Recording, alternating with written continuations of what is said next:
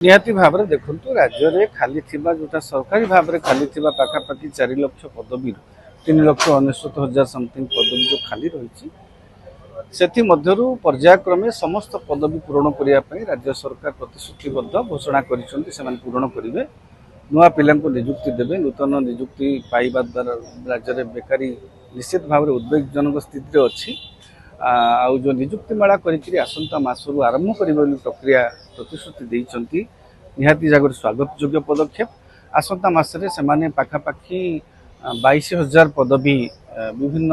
ग्रेड्र विभिन्न आपणकर वर्गर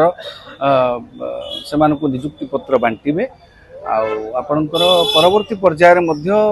आसंता मास सुधा आउ अवशिष्ट 32-33,000 पदवी पूरण प्रक्रिया चूड़ांत करने तृतीय महलर निर्देश दि जाइए से भली सूचना मिली पाखापाखि आपण आसंता डिसेम्बर सुधा जहाँ शुणा जाऊँगी जहाँ लक्षे लक्षे केते पदवी जो खाली पदवी पूरण करने आमर 4 लाख रु 1,32,000 पाखापाखि पदवी खाली अच्छी जोटा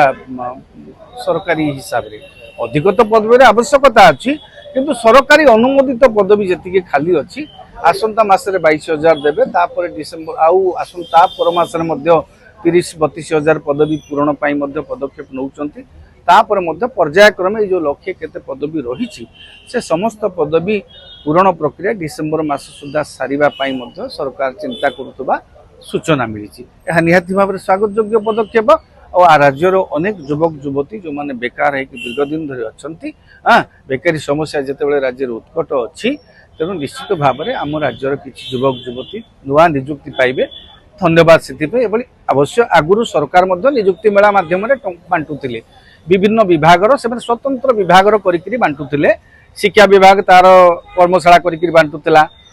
साधारण प्रशासन विभाग तार कर्मशाला करी बांटुला पुलिस विभाग तार कर्मशाला करी बांटुला जंगल विभाग तार कर्मशाला एबे कौन कर मेला मध्यम करेंगे जोटा कि सबु वर्गर निजुक्ति पत्र गोटे जगार मुख्यमंत्री प्रदान करेंगे मुख्यमंत्री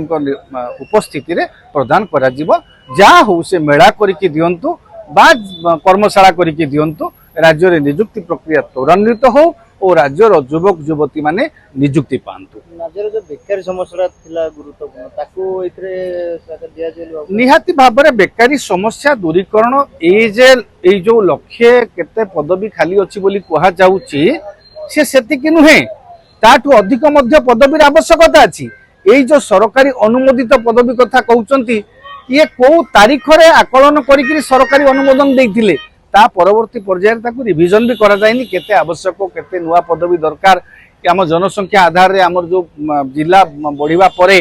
केमिति ताकू तर्जमा करा जायछि से दिग को व्यापक तर्जमा कले तो अधिक पदवीर आवश्यक पड़िबो किंतु वर्तमान स्थिति रे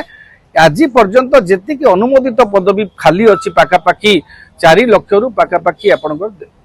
1.5 लाख परे पदवी खाली अच्छी सेगुडी को प्राथमिकता भित्तिरे पूरण करा जाऊ ता परवर्ती पर्यायर राज्य सरकार जदि तर्जमा करी अनुध्यान करी अधिक निजुक्ति देबे ता राज्य रे जो उत्कट बेकारी रही राज्य रे बेकार युवक युवती माने जो माने वर्तमान निराशा भितर अछंती ताहा निश्चित भाव में से गोटे भल दिन आसीबो बोली आशा करिबा।